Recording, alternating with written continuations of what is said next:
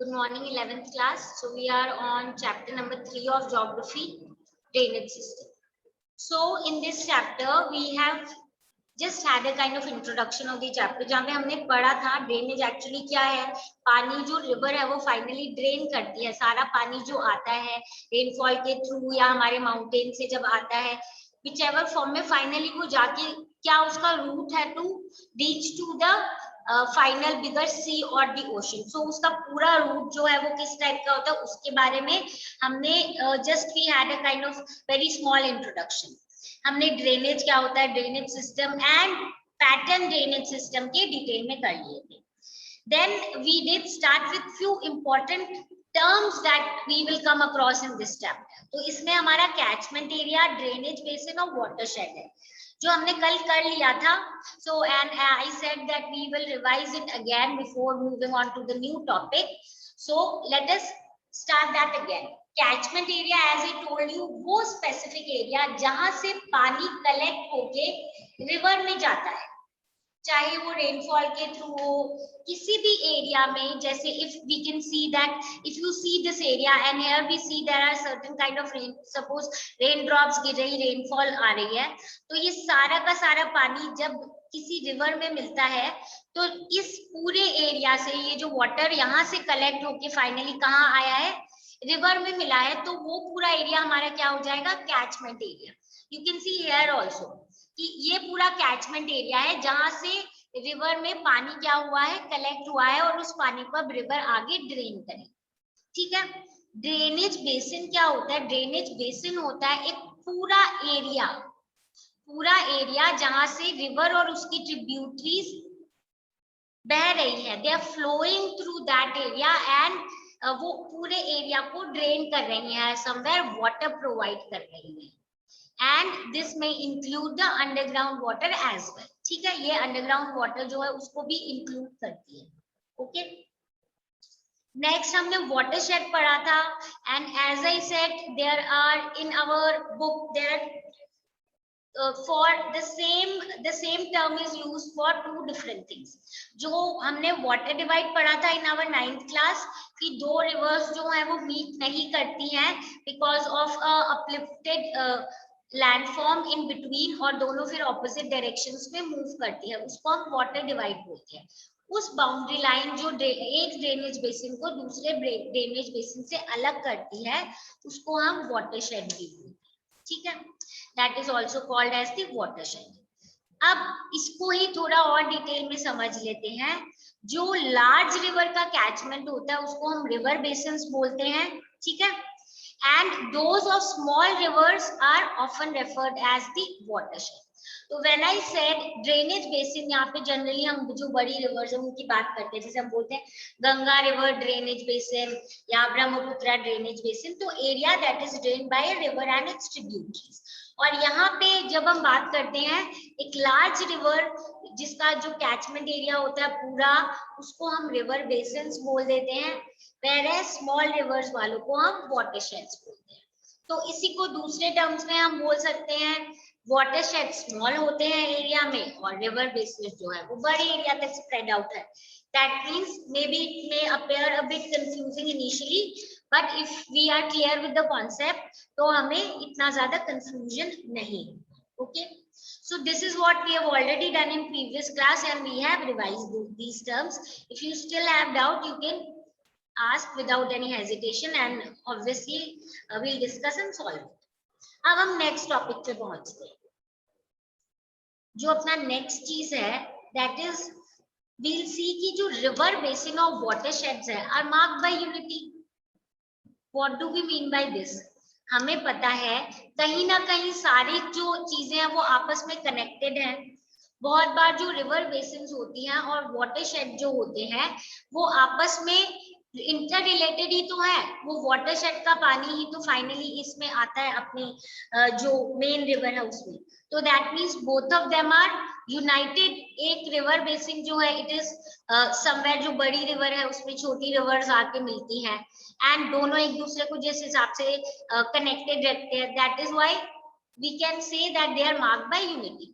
What happens in one part of the basin or the watershed will directly affect the other part. and also as a unit, as a whole. So ये हमारा पूरा concept जो था about the river basin and the watershed etc. I suppose is clear. Now let us move on to our new topic. अब हम देखेंगे कि हमारा जो इंडस ड्रेनेज सिस्टम है, सॉरी इंडियन ड्रेनेज सिस्टम जो है हमारा, इसको हमने अलग अलग बेसिस पे कैटेगराइज कर रखा है. More specifically I also told you earlier कि हमने इन आवर जूनियर क्लासेस और जो मोस्ट एक्सेप्टेबल वे है वो हम उस हिसाब से करते हैं. एक तो हिमालयन ड्रेनेज सिस्टम और हम peninsular drainage system. But we have other bases also on which we categorize the river system या drainage system.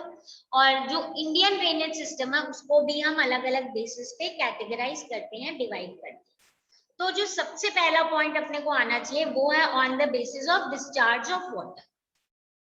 Discharge of water मतलब क्या है कि जो river है वो अपना पानी finally drain कहाँ करती है, कौन से sea में करती है. That means हमें पता है इंडिया की काफी रिवर्स बे ऑफ बंगाल में जाके मिलती हैं and few rivers go and meet the Arabian Sea. So इसके बेसिस पे हमने 2 में डिवाइड कर दिया है. Arabian Sea drainage system, you can see it, and here we have Bay of Bengal drainage system. Okay, so Arabian Sea वाला जो drainage system है इसमें ऑब्वियसली वो रिवर्स आती हैं जो अरेबियन सी में अपना जो वाटर है फाइनली ड्रेन ऑफ करती है, और बे ऑफ बंगाल में वो वाली रिवर्स होती है जो उस साइड को ड्रेन ऑफ करती है. हमें पता है class there are many reasons behind it. If I tell you और if we talk about the examples, obviously हमें पता है बे ऑफ बंगाल में गंगा मिलती है, ब्रह्मपुत्र, महानदी, गोदावरी, कृष्णा, कावेरी. अगर हम अरेबियन सी की बात करें तो हमारे पास Narmada, Tapi, these rivers are the main rivers जो हम जानते हैं कि वो अरेबियन सी में ड्रेन करती है. Now but if you see the map you may ask, there may be a question that you may think about कि क्यों, why is this particular river moving in this direction and why not in that direction. You may say कि ये गंगा जो है ये ऐसे क्यों बही है, ये डायरेक्ट इधर क्यों नहीं जा रही है ना. You may say कि ये जो गोदावरी है इधर से स्टार्ट होके इधर क्यों नहीं जा रही, इधर क्यों जा रही है. Why this direction and why not the other? Obviously there must be some or the other reason, है ना. Why are so many rivers this side, Mahanadi, Godavari, Krishna, Kaveri, and यहाँ पे हमें पता ही है गंगा.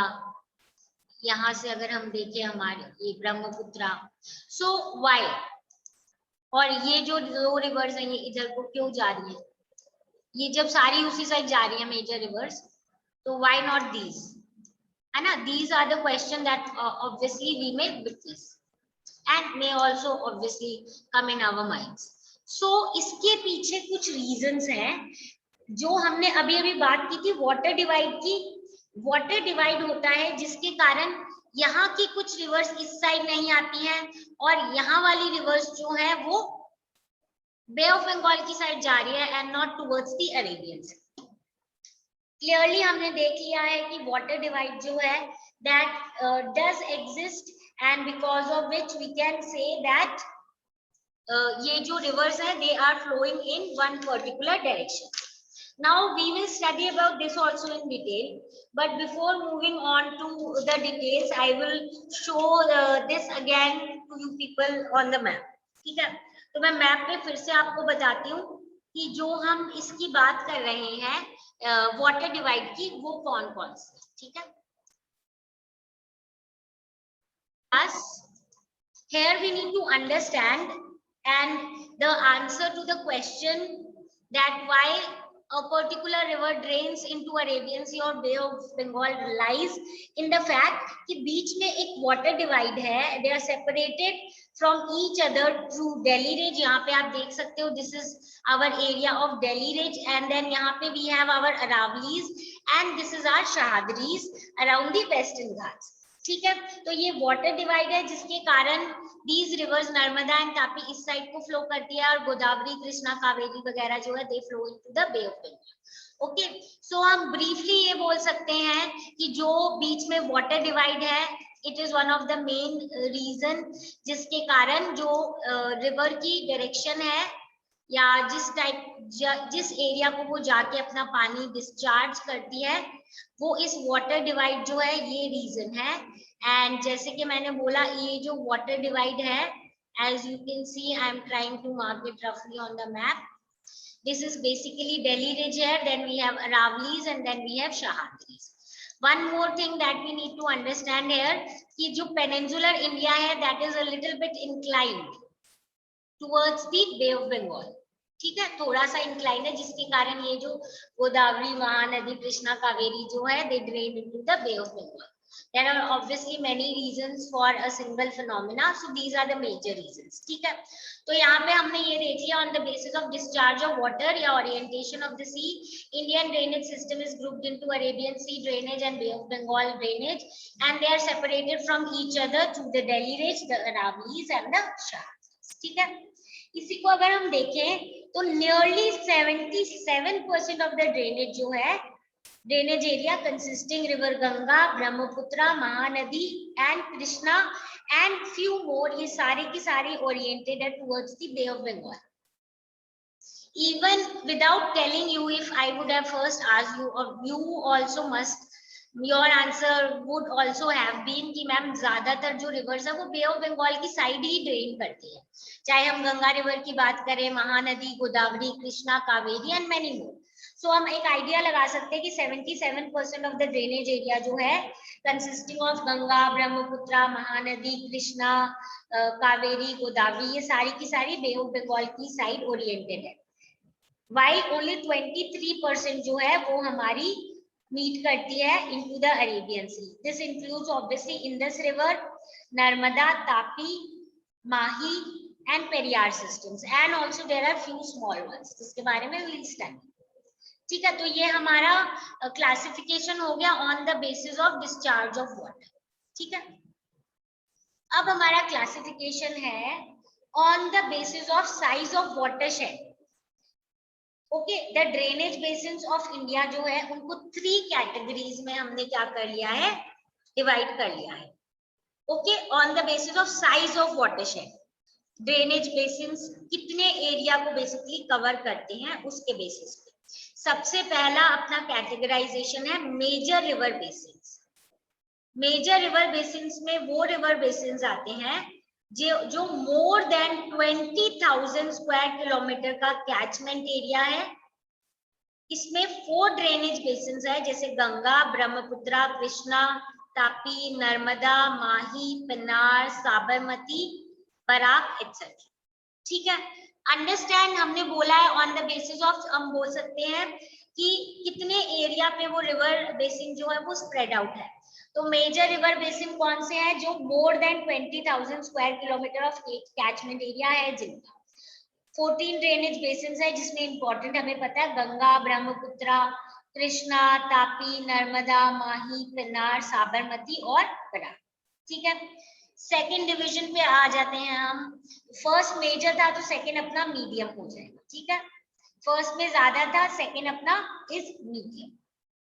जो मीडियम रिवर बेसिन्स है इनमें कैचमेंट एरिया होता है बिटवीन 2,000 to 20,000 स्क्वायर किलोमीटर. ठीक है, जिसमें 44 रिवर बेसिन्स इंक्लूडेड है, जैसे कालिंदी, पेरियार, मेघना एटसेट्रा. ठीक है, I will repeat again. Second division है हमारा medium river basins with the catchment area between 2,000 to 20,000 square kilometer, incorporating 44 river basins. और एग्जाम्पल्स है कालिंदी, परियार और मेघना. जब पहला अपना मेजर था, सेकंड मीडियम है, तो थर्ड क्या होगा, माइनर.